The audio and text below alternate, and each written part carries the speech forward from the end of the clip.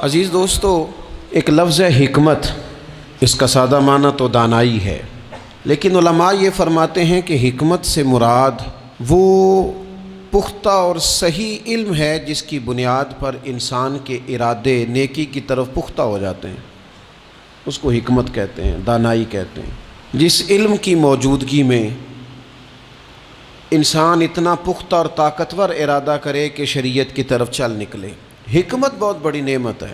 اتنی بڑی نعمت ہے کہ وہ قرآن مجید جو کل دنیا کو کلیل فرماتا ہے، وہ قرآن مجید کہتا ہے کہ یؤتی الحکمت من یشاء، اللہ جسے چاہتا ہے حکمت عطا کرتا ہے، اور فرمایا ومن یؤت الحکمت فقد اوتی خیرا کثیرا، جسے اس نے حکمت عطا کی اسے خیر کثیر عطا فرما دی۔ جو دانا لوگ ہیں، جو حکمت والے لوگ ہیں، جن کا علم پختہ ہے، جنہوں نے کتاب و سنت کو پورا پڑھ کے پھر نظریات کو اتنا پکا کر لیا ہے کہ انہیں اللہ نے انشراح صدر عطا فرمایا ہے، اور ان کی جو گفتگو ہے، ان کا جو لہجہ ہے، ان کا جو انداز ہے، وہ اس طرح کا نہیں ہے کہ وہ کوئی بات انہوں نے سنی ہے تو وہ کانوں کے کچے ہیں تو اسی جذباتی بات کو لے کے وہ آگے نکل کھڑے ہوئے ہیں، بلکہ انہوں نے اچھی طرح دودھ رڑکا ہے، اور اس میں سے انہوں نے مکھن کو اس طرح ٹٹولا ہے کہ انہوں نے وہ لسی شسی ساری پیچھے چھوڑ دی ہے، خالص چیز نکال کے لوگوں کے سامنے پیش کی ہے۔ حکمت اور دانائی، پختہ لوگ، سیانے لوگ، وہ تقریر نہیں کرتے، واعظ و نصیحت نہیں کرتے، وہ تو اپنے جذبات کا اظہار کرتے ہیں، وہ اپنے تجربات کے ساتھ لوگوں کو دین کی طرف مائل کرتے ہیں، اور ان کی گفتگو لفظوں کے ساتھ نہیں ہوتی، بلکہ روح کی بات روح کے ساتھ ہوتی ہے۔ اور اقبال کہنے لگے یہ بات جو دل سے نکلتی ہے اثر رکھتی ہے، پر نہیں طاقت پرواز مگر رکھتی ہے۔ دانائی، حکمت، اللہ تبارک و تعالیٰ نے ہمیں وہ رسول عطا فرمائے ہیں جو دنیا میں ہمیں صرف کتاب نہیں سکھائیں گے بلکہ یعلمکم الکتاب والحکمہ۔ اللہ فرماتے ہیں محبوب تمہیں کتاب بھی سکھائیں گے اور حکمت بھی سکھائیں گے۔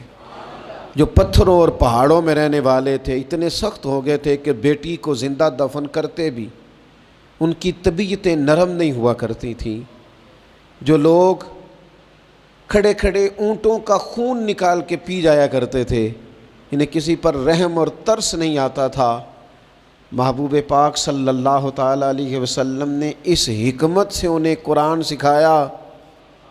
پھر کوئی کتا پیاسا نہ رہ جائے، یہ درد بھی اللہ نے ان کے سینے میں پیدا فرما دی۔ دانائی حضور نے اپنی امت کو دی، حکمت دی، علم دیا، بردباری دی، عطا کی۔ آج ہمارا یہ مسئلہ ہے کہ بہت سارے لوگ ایسے ہیں جو بعض چیزوں کا فہم بھی رکھ لیتے ہیں، علم بھی حاصل کر لیتے ہیں، وہ کسی جگہ سے کچھ معلومات بھی حاصل کر لیتے ہیں، کچھ تھوڑا بہت پڑھنا لکھنا جان جاتے ہیں، لیکن دانائی نہیں سمجھتے۔ علم بغیر حکمت کے نفع نہیں دیتا، معلومات بغیر دانائی کے کسی کا بھلا نہیں کر سکتی۔ آپ کے پاس الفاظ کا ذخیرہ تو ہے، لیکن وہ الفاظ اتنا اثر نہیں رکھتے کہ کسی کے دل تک جا سکیں۔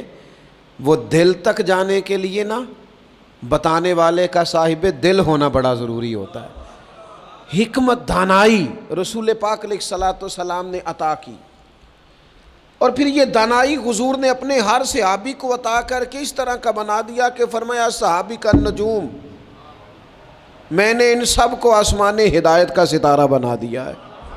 لیکن مولا کائنات، شیر خدا، علی المرتضیٰ، حیدر کرار، فاتح خیبر، امیر المومنین، خلیفۃ المسلمین، حضرت مولا علی شیر خدا رضی اللہ تعالیٰ عنہ کو وہ علم ملا، وہ خزانہ ملا۔ ایک تو وہ حدیث ہے کہ حضور فرماتے ہیں میں علم کا شہر ہوں،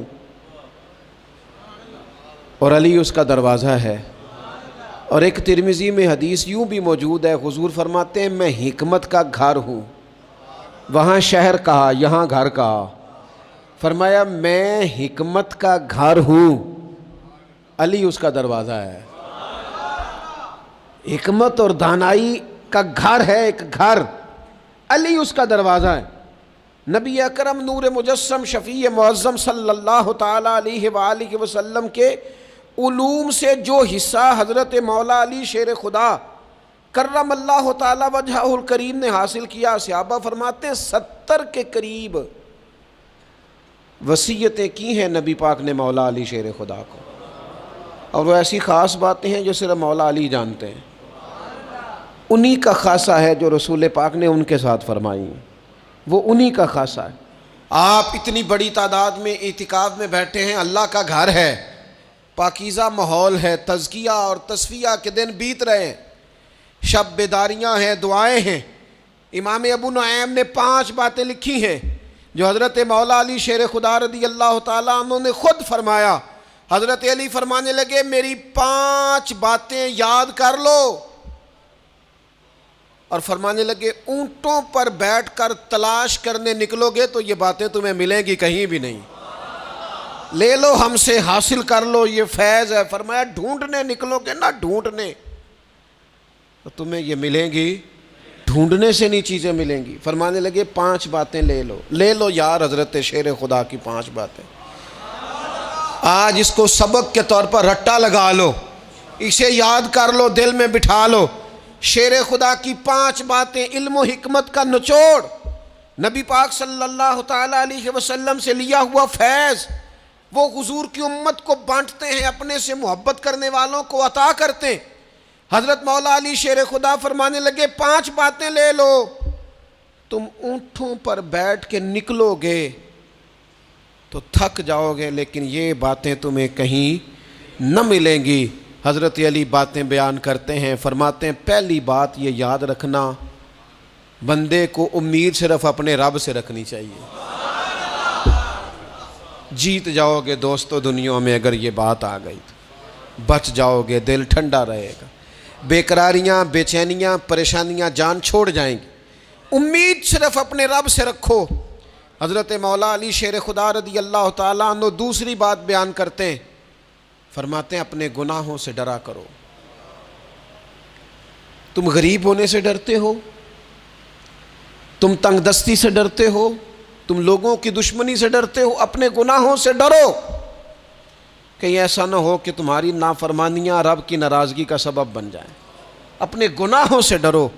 اور تیسرا مولا علی شیر خدا رضی اللہ تعالیٰ عنہ فرماتے ہیں اگر تم جاہل ہو نا، تمہیں پتہ نہیں، تو علم کے بارے میں سوال کرنے سے کبھی نہ شرمانا، پوچھ لینا فائدہ ہوگا، کسی سے بات کر لینا فائدہ ہوگا، کسی سے سیکھ لینا نفع ہو جائے گا، کسی کو مان لینا اپنا استاد، زندگی بھر سمجھدار ہو جاؤ گے، فیض یاب ہو جاؤ گے۔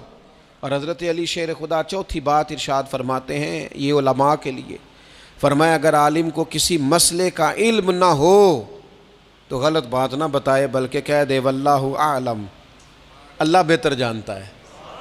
یہ بات یاد رکھیں، جس بات کا پتہ نہ ہو، جس کی خبر نہ ہو، جس پر عبور نہ ہو، اس بات کو آگے بیان نہ کیا جائے اور کبھی بھی غلط بات نہ بتائی جائے۔ یہ حضرت علی شیر خدا ہمیں سبق دیتے ہیں۔ اور 5ویں بات حضرت علی شیر خدا ارشاد فرماتے ہیں یاد رکھنا، ایمان میں صبر کی وہی حیثیت ہے جو جسم میں سر کی حیثیت ہے۔